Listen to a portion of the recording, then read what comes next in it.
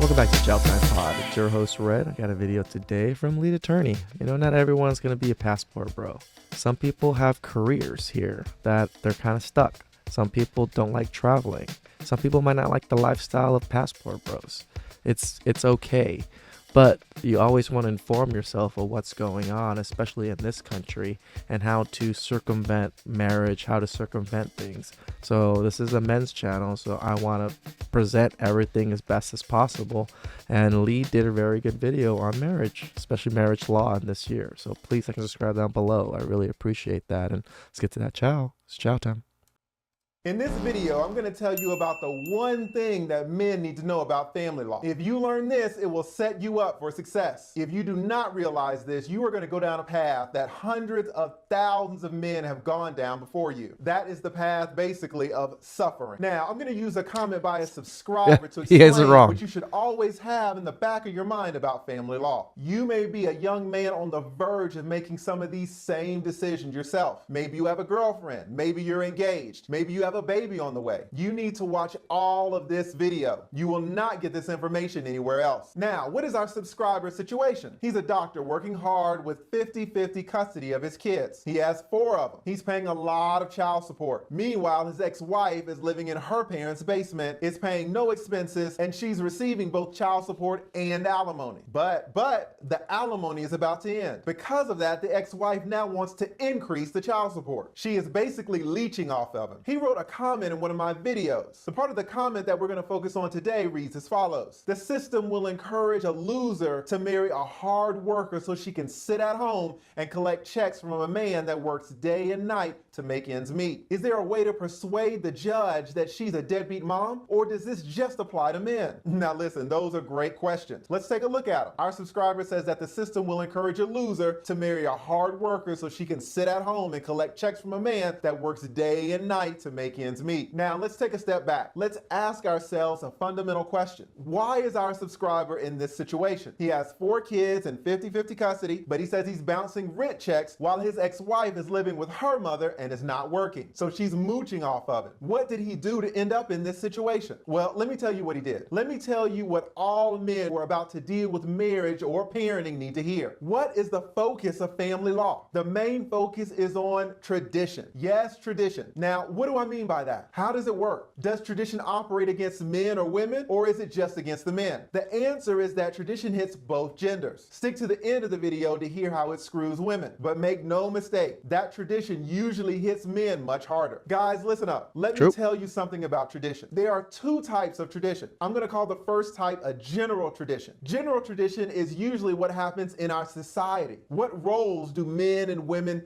generally play with regards to parenting, with regards to supporting the children, with regards to property? This is the main part where the unfairness comes in. And the second type of tradition is specific tradition. Specific tradition usually happens in your home. What role do you specifically play with your children, with your wife? Let's analyze how this works. Let's take a look at a hypothetical. Here's a fun fact. One of the main ways that they teach young wannabe lawyers in law school is through the use of hypotheticals. Hypotheticals are used in every law school in the nation. So let me show you what one looks like. Say you're our subscriber, the doctor. Say you're in residency school. You don't have much money right now and you don't have much time, but you're single and you want to see what's out there. So you're on one of these dating apps, these swiping apps to see what's up. Now you see a woman. Her profile says that she has a master's degree and she owns her own home and she owns a little business, but she's average looking, which should be okay because you're average looking yourself, boy. But you don't want average. So you swipe left, reject. Oh, but the next profile. You see a beautiful little chica working down at the goddamn Foot Locker. Her profile says that she's completed high school, but you don't care about that. Guys don't care about a woman's education, right? That's what you hear. We don't care about a woman's advanced degrees. We don't care about a woman's businesses. We care about how you look, right? So you see this nice little thing and you're all running. And I get it. I don't blame you. You guys go out on the first date. She likes the fact that you're in residency school and it's all good. One thing leads to another and now you're a couple. One thing leads to another and now she's pregnant. You like her, she likes you, so she tells you to marry her. And you say, why not? Now you got a little baby boy and she's like, hey, I don't really want to go back down to the Foot Locker. You know that the cost of what you would pay in daycare is about the same as she would earn anyways. So you just tell her to chill out at home and watch the kids. kid. You've got it, right? You're going to be a doctor. Then you come home one day and she tells you that she's pregnant again. Now, let's be honest, you don't really want another kid, but you're going to be a doctor, you can afford it, and let's be honest, now that she's pregnant, it's not like you have a choice anyways. And now, after the birth of your second child, she's definitely not going back to the Foot Locker. Now that's the scenario. What have you done? You'll say, what do you mean? I'm just living, and I'm living good. I'm a relatively young doctor, I got a beautiful wife, I've got these kids. You're on number 3 now, by the way.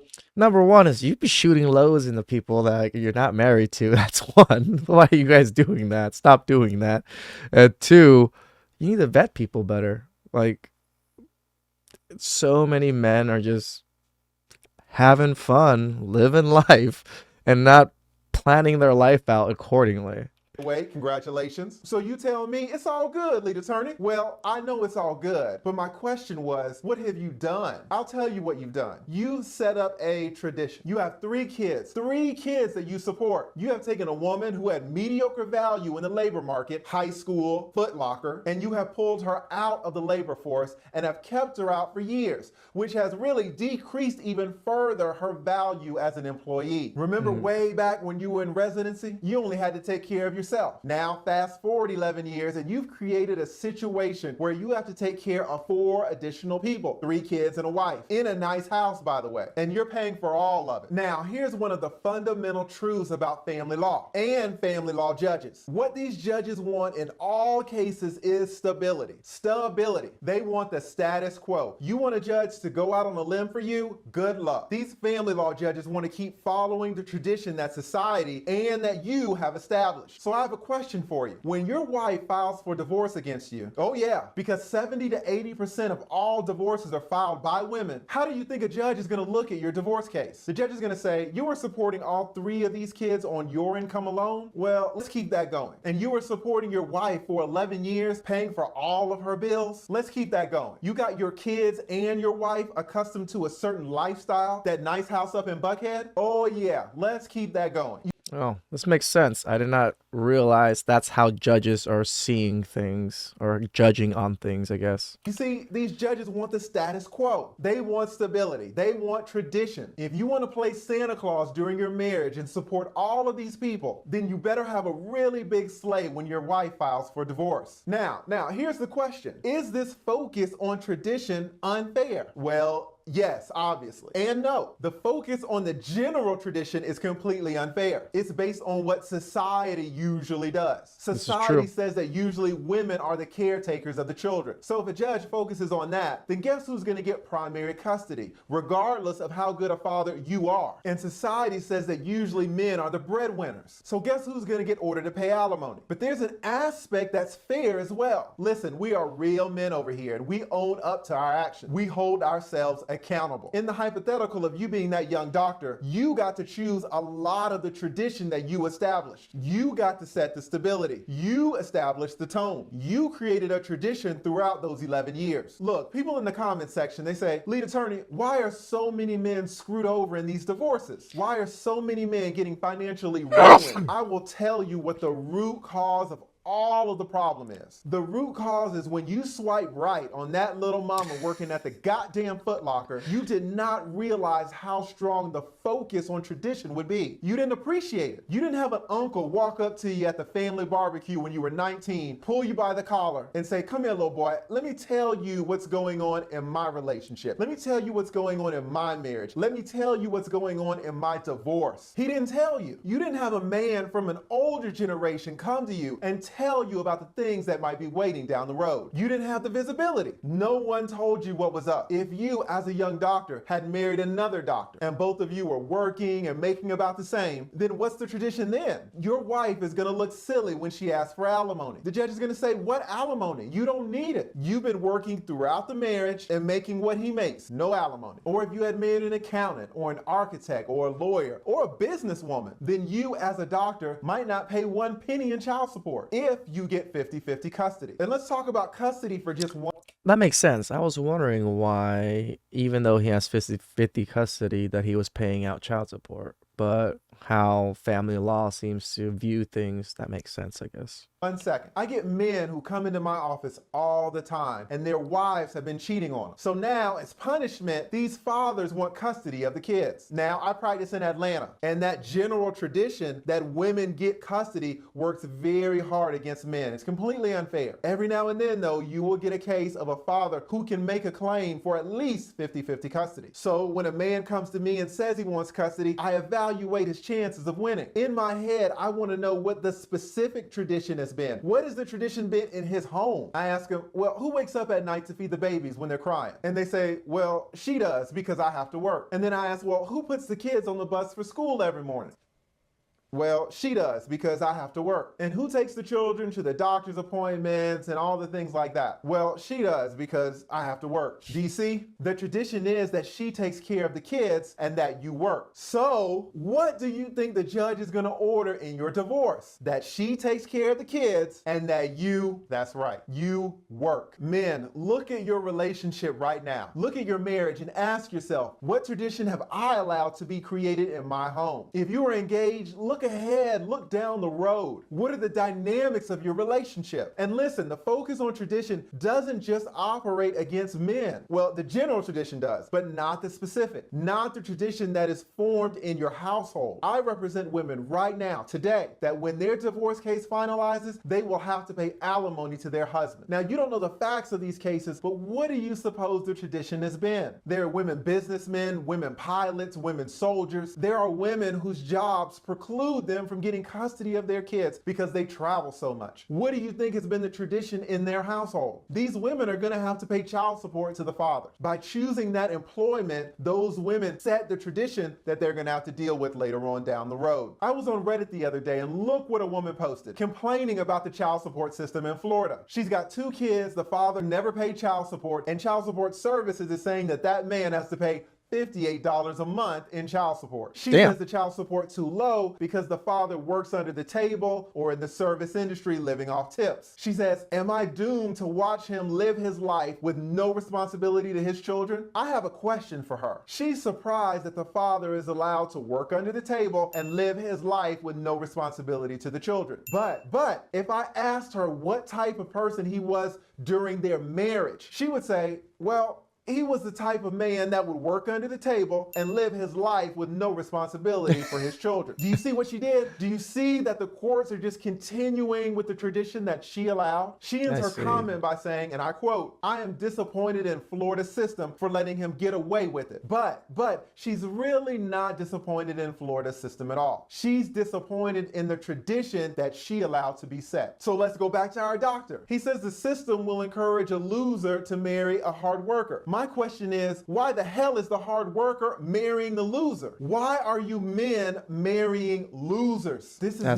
the tradition that you want to set. This is about raising young men's standards. Set the right tradition. Is the system broken? Yes. But so many of you are not ruined by the system's flaws. You're ruined by the focus on tradition. Knowing what family law judges value, don't just choose a wife based on her looks. Looks come and go. Do you know what has staying power? Tradition. What's valuable for tradition? What's valuable in a wife? Well, is she employable? Is she smart? Does she have any assets so that she doesn't need yours when she divorces you? I'm old. We used to say, does she have any business about herself? I'm not talking about one night stands. Who cares if they're smart or not? I'm not talking about girlfriends. But when you cross the line into wives, you need to think differently. You need to think about the tradition that you're going to set. Am I saying do not get married? No, get married if you want. Am I saying only get married to educated, unattractive women? No, go get married to Miss Footlocker. Am I saying do not have kids? Hell no, have all the kids you want. Listen, do whatever you want to do. All I want is one thing. I want you to be informed. I want you to know the value of tradition, both the tradition that concerns society and the tradition that you set in your home. That's it. Once you know that tradition is the key, go out there and do your thing. Are there 1,000 other points that could help you out if you knew them? Yes, but you will be okay if you just keep that one thing in mind. Ooh, that was actually some really informative chow. Like, that was definitely something men need to consider. You know, we always say we don't care about their jobs, don't care about their education, but when it comes to marriage, maybe we should care. You know, like, if they can make their own money. I mean, tell you the truth, women want to work nowadays. Women want to do their careers. Let them, you know, help take care of the kids. If divorce ever does come, they'll probably the one to get screwed over. Not saying you go look for a rich woman to marry so you can, do the same thing that women do to men. But, make it balanced. Make it even somewhat. This is where in my family and my culture, I don't know about everybody in my culture, but my family in particular, everybody works. Like the mother, the father, they both work. There's no someone staying at home the whole time, not working. Like wives almost always work because it's extra income. Like we put the children ahead. So if we can make more money and spend more on the children or save more money, we're going to do it. So yeah, maybe not just marry the hot chick that, doesn't have a job. So please like and subscribe down below. I really appreciate that. And catch you guys next time. Ciao, ciao.